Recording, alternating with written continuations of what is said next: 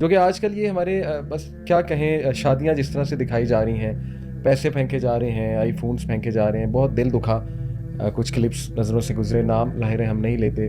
तो अल्लाह ताला हिदायत दे सबको, हम तो हिदायत की ही दुआ करते हैं। अंदर से खाली होते हो ना, तो आप ये माल उड़ाते हो कि ये इससे मेरी वैल्यू बढ़ेगी, बिकॉज आप अपनी जिंदगी में अपनी वैल्यू नहीं जानते। हाँ। जब आपको अपनी वैल्यू पता नहीं होती ना, तो आप आउटसाइड सोर्स से अपनी वैलिडेशन हासिल करते हो, आपको लोगों की अप्रूवल से अपनी वैलिडेशन हासिल करनी थी। आप समझते हो इसके बगैर मेरी कोई हैसियत औकात नहीं है, बिकॉज आपको शायद ये सिखाया गया और ये हमारी यंगस्टर्स को बताया गया कि you will not be valuable until you have these things. बात मुझे इससे याद आई, आपने ये देखा है, ये क्रिकेटर्स कुछ होते हैं, फुटबॉलर्स, उनकी ना ये एक स्टोरी दिखाई जाती है कि देवर पुअर और बुलीड होते थे, ख़ानदान वाले ताने देते थे। तो कुछ लोग ना फिर वो रिएक्शन में पैसा फिर दिखाते हैं आके, ये देखो जी हमें ये कहा जाता था, अब यही लोग हमें सलाम ठोकते हैं। अच्छा, मेरे वालिद माशाल्लाह, हमारी जो फैमिली है, दादका फैमिली, उसमें अल्लाह ने वालिद को बहुत इज़्ज़त दी, स्टेटस दिया, गवर्नमेंट की एक अच्छी जॉब दी।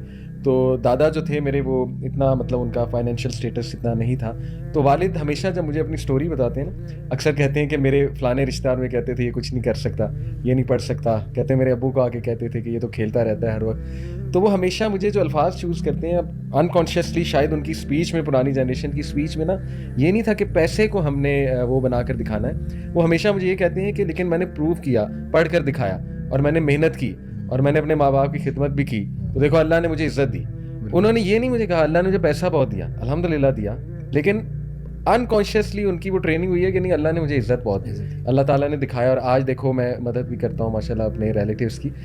लेकिन ये जो मैं देखता हूँ क्रिकेटर्स की आ रही है जी वीडियो कि जी हमारे पास कुछ भी नहीं था, ट्रेन की टिकट खरीदने के पैसे नहीं थे, लेकिन अब जो है वो हम हवाई जहाज़ में फिर रहे हैं। तो इसी तरह मेरे ख्याल ये व्लॉगर्स भी शायद एक रिएक्शन है कि बहुत गुर्बत की ज़िंदगी देखी, एकदम से पैसा मिल गया, एकदम से अमीर हो गए, तो आप उतना ही फ्लॉन्ट कर रहे हैं। मेरा तो ख्याल इसके ये पीछे पूरी सारी कि जब लोगों को सिर्फ ये सिखाया जाए कि आपकी इज्जत, आपका इकराम, सर जी ने कहा आपका इकराम और आपकी इज्जत जो है ना, उसका इन्हिसार मुकम्मल तौर पे पैसे के ऊपर।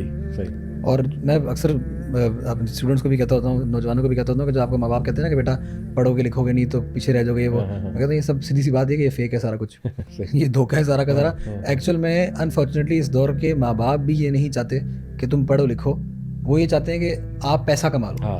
अगर आप अनपढ़ भी होगे, जिसको हम बड़ा कहते हैं पढ़ाई बहुत जरूरी है, अगर आप अनपढ़ भी होगे, आप बड़ी गाड़ी से उतर रहे हो ना, तो no one will ask you your credentials. तो हाँ एग्जैक्टली, तो हमने नौजवानों को बुनियादी तौर पे और इस जनरेशन को और बड़ों ने भी ये सीख लिया हो गया, हमने कहा ना मटेरियलिज्म के ऊपर दुनिया पूरी की पूरी टैंजिबल गेन के ऊपर सब कुछ बेस्ड है।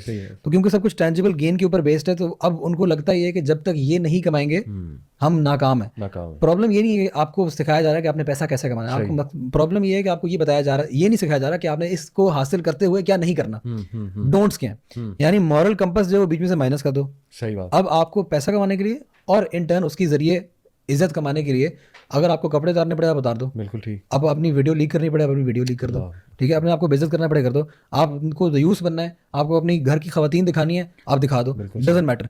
मेन गोल पर्पस क्या है? मेन गोल पर्पस ये है कि मैं माशरे के अंदर वेल नोन हो जाऊँ, मेरा इकराम हो जाए। अच्छा, हमारा एजुकेशन सिस्टम भी वजी भाई, if you look at it, ये जो एलीट स्कूल्स हैं, मैं जापानीज़ एजुकेशन सिस्टम देख रहा था, तो फर्स्ट 4 ईयर्स बच्चे को जब इंडक्ट वो करते हैं तो दे टीच देम मैनर्स। मैंने बकायदा वीडियो देखी, यानी वो फ्लोर साफ़ कर रहे हैं, जैनिटर की इज़्ज़त करना सिखा रहे हैं, गार्डनर की इज़्ज़त करना सिखा रहे हैं, और वो बड़े वेल्दी फैमिलीज़ के बच्चे हैं, और वो सलाम करना सीख रहे हैं, जो ग्रीटिंग है उनकी, और जो सिविक ड्यूटीज़ हैं वो सीख रहे हैं, और हाउ टू बी काइंड ये सीख रहे हैं, गार्डनिंग सीख रहे हैं, ऑल दीज थिंग्स। लेकिन आपने नोट किया कि हमारे एलीट स्कूल्स में जो बच्चे हैं, मतलब एक तो maybe I am using a harsh word, किबर का एलिमेंट, यानी looking down upon others, bullying others and feeling privileged कि मैं को बहुत एलीट क्लास और हाई फाई घर से हूँ। तो ये तो हमारा एजुकेशन सिस्टम भी आई थिंक अनकॉन्शियसली उसी चीज़ को प्रमोट कर रहा है, स्टेटस सिंबल को। अब जैसे एक स्कूल है, अगर आप उसमें जाते हो तो आपके साथ उसका नाम जुड़ गया, तो ये स्टेटस सिंबल है, पढ़ाई उसकी जैसी भी है। तो देखिए हमारा तो एजुकेशन सिस्टम भी फ्लॉड है अगर इस एंगल से देखा जाए। क्या ख्याल है आपका? और हमारे पास जो सीधा सीधा निकम्मे नालायक लोग, जिनके पास पैसा आ गया, जो अपनी इज्जतों को पीछे करते हैं, अब उनको मशवरों के लिए टॉक शो पे बुलाया जा रहा है, आपके सामने है। अब उनको एजुकेशन इंस्टीट्यूट्स में बुलाया जा रहा है। ये इदारों की कैसी नालायकी है कि किसी की पॉपुलैरिटी पर आप अपने कच्चे माइंड्स पर उनको बुलाकर उनको जो है एडवाइस दिलवा रहे हो, जिनकी जिंदगी में खुद कोई स्टैंडिंग नहीं खड़ा कर रहे हैं, एज अ रोल मॉडल कर रहे हैं। और हमारे सामने रोल मॉडल कौन नहीं है? जो रोल मॉडल्स हैं टीचर्स हैं, हम उनके साथ ट्रीटमेंट क्या करते हैं? हमने